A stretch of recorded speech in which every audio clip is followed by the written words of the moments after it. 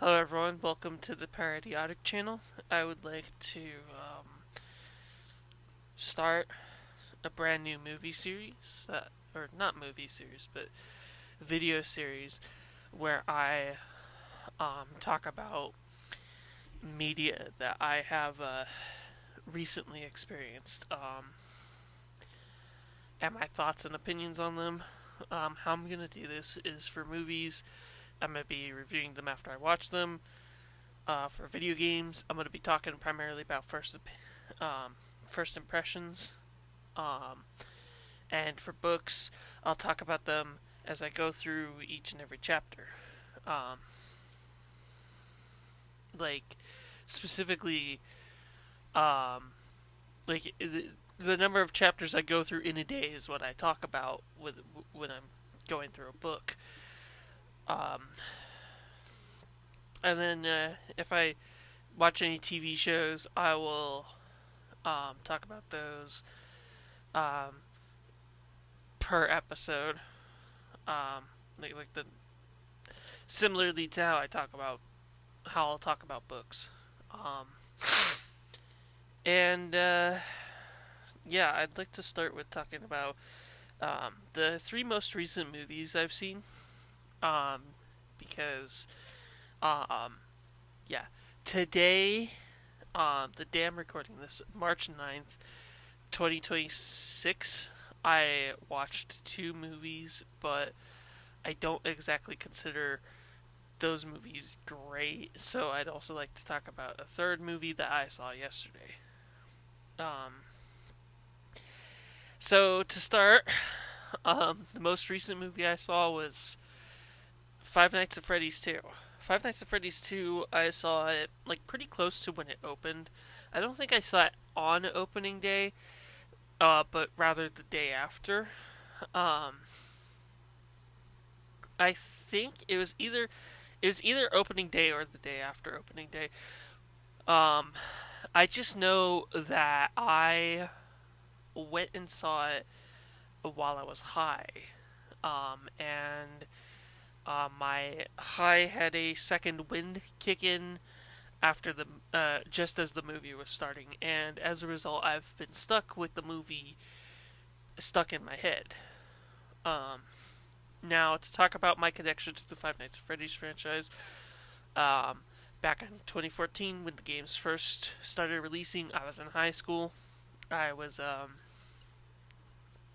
I was there, and I remember becoming obsessed with them um, for at least a little while.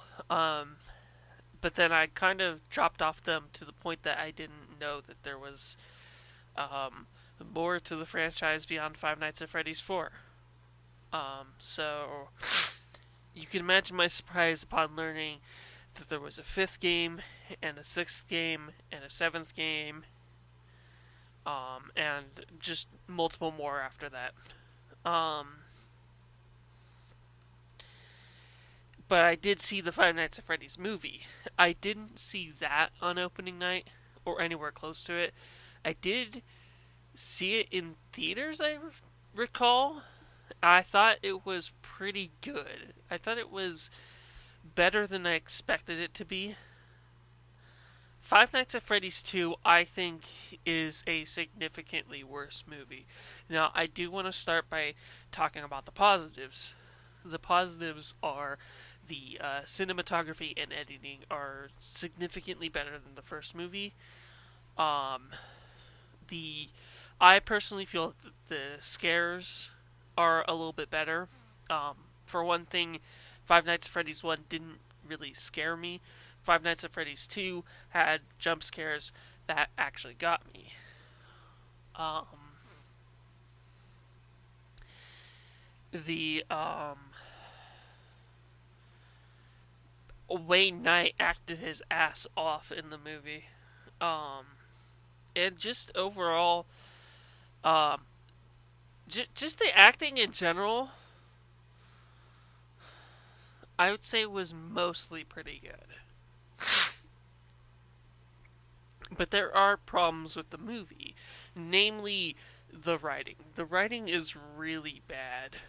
Um, the um, the writing was primarily done by Scott Cawthon, unlike the first movie, where Scott Cawthon had an assistant to make the movie not as bad. The second movie being primarily written by Scott Cawthon, when Scott Cawthon already has a bit of a legacy of making things over convoluted and not really make sense, kind of comes through in the sequel. Um, there's just like also some of the actors just aren't doing a great job. Josh Hutcherson seems like he's there really just to get a paycheck. Um,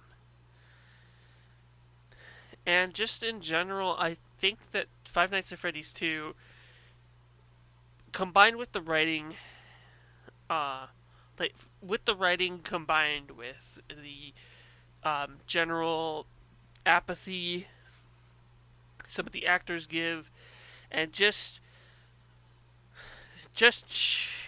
terrible plot. It ends up being not a good movie. It's pretty bad. Um, I will say though, one thing I do like about the movie is that um, it improved the design of Withered Foxy, because I personally never really liked how Withered Foxy looked in the game. So there's that.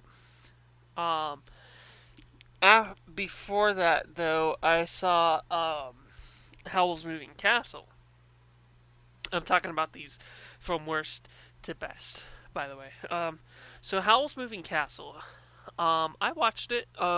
It is one of the highest rated movies on Letterboxd, and I'm just gonna come out and say it. I personally feel it does not deserve to be one of the highest rated Letterboxd movies. um, I think the thing about it is that it doesn't. um, it's probably it's like my third Ghibli film. Third? Pretty sure it's third. It's my third Ghibli film. Fourth? It might be my fourth. It's regardless. It's still one of my first Ghibli films, and I think that the film.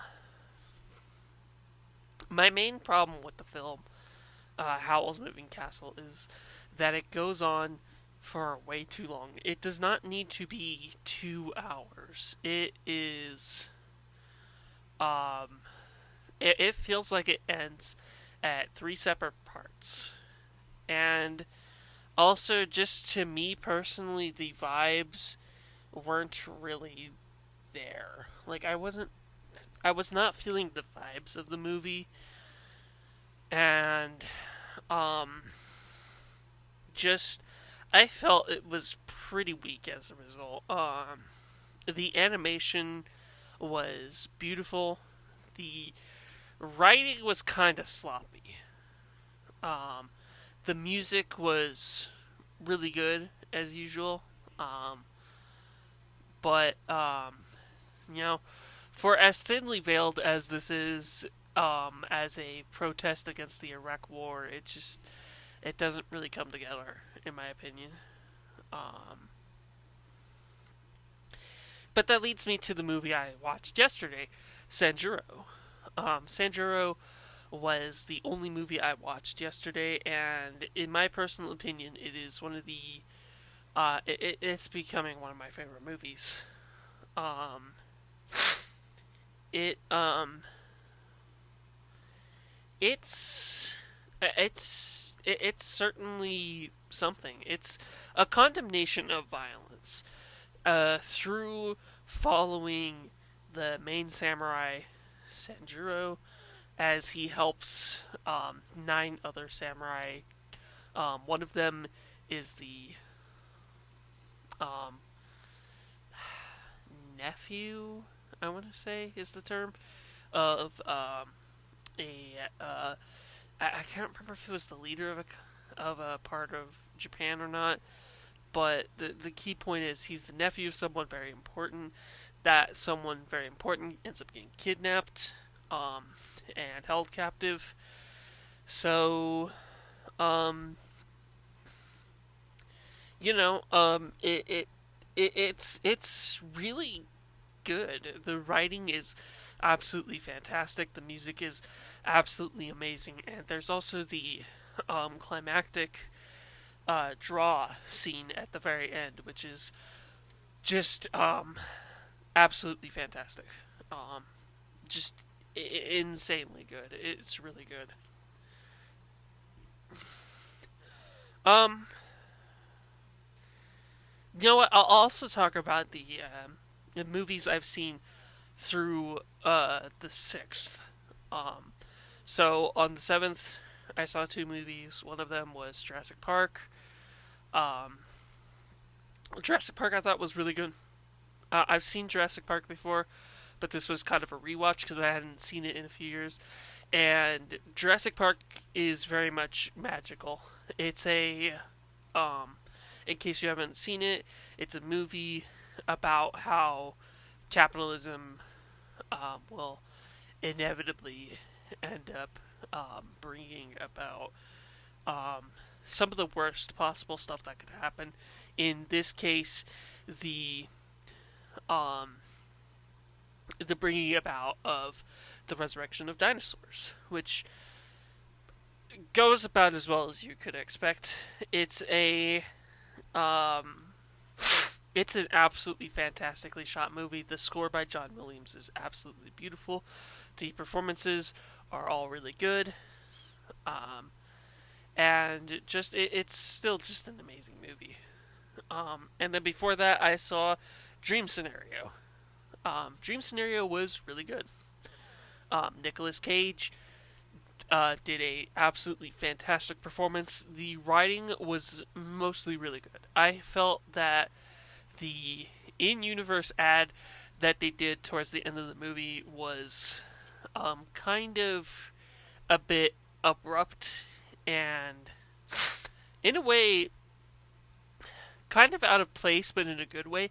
I did like how the movie was shot and edited like a horror film. That was actually a really interesting idea, and I'm really glad that the director and editors really went with that. And just absolutely fantastic performances all around. Um, on the 6th, I saw three movies. The last of them was The Phantom of the Opera. I actually watched the 1929 re-release, um, which I thought added a few scenes, but a letterboxed commenter actually informed me that the 1929 version is actually shorter. It removes some scenes. But that said, I did feel like if I was watching the 1929 version, then that means that the 1925 version is long in the tooth. Because one of my big problems with the original movie, I mean, with the version I saw, was that I felt it was a bit of a slog. Um, so if the 1929 version is the has less movie, then that means the 1925 version is very much a slog. I don't know if what I saw was really the 1929 version or the 1925 version, but I still felt that the movie, despite being a silent movie, still had some absolutely fantastic performances. Obviously, those performances are hampered by the fact that it is a silent movie, but it's still that you can still see in the performance the emotion that the characters are trying to give. Um, and as a result, I think it works really well. The music was really good. The cinematography was really good, especially for the 1920s. And just I thought the movie was absolutely brilliant. Before that, I saw the 1931 version of Dracula starring Bela Lugosi. I feel the need to bring that up every time because I think that the 1931 version of Dracula starring Bela Lugosi is an iconic horror movie. Now, speaking as someone who's a fan of the classic Universal monster movies, I think Dracula is the weakest one. Um, I used to think it was the best one, but upon rewatching it, I found out that in my heart, I feel it's the weakest. Um, the performances are mostly pretty good. The writing is where it kind of falters. The writing is very, it's good most of the time, but sometimes it falters. Um, and the the lack of music for most of the movie really works well, but where this movie falls apart is its ending. It ends really abruptly. Van Helsing ends up staking Count Dracula, and um, the two main characters, whose names I'm forgetting. I think it's John Harker and Mina. I think that's the names of the two main characters. Um, I I'm not entirely sure off the top of my head, but they run away and escape, and that's the end of the movie. Um, it's very anticlimactic, especially since there's no big battle at the end. You know, a lot of people would expect that a Dracula movie wouldn't end in the way the 1931 one does. Um, it's fine that the movie ends like that. It just kind of dampens it a bit. Um, it really does just feel anticlimactic, especially since up until that point the movie does get really good at points. Um, but yeah, unfortunately, this movie would lead to Bela Lugosi being typecasted to primarily play Dracula and vampires, and that's not a good thing. But overall, it's a decent movie. It's just definitely the weakest of the classic Universal monster movies. Um, and then the first film I saw on the 6th, and the one I'm going to be talking about last in this video, is The Bride from 2026. The Bride is a mess of a movie. I'm going to start with that. It is an absolute mess. And I loved it. It was, in my personal opinion, an absolute fantastic movie, even though at various points characters just spoke about the themes at hand. Sometimes characters um, um, sometimes the writing was awful, sometimes it was good, sometimes it was messy. Um, but honestly, I really, really enjoyed it despite all of that.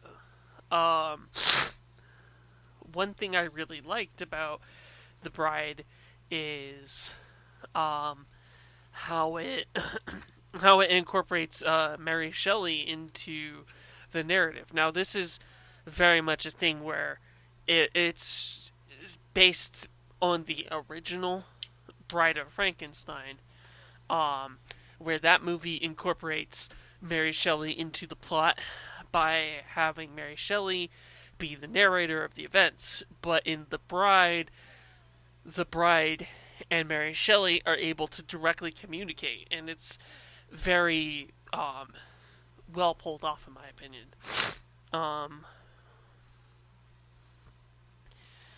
and just overall, I feel like no matter what I can say about the movie that is ultimately negative, the movie feels like it was ultimately constructed for me.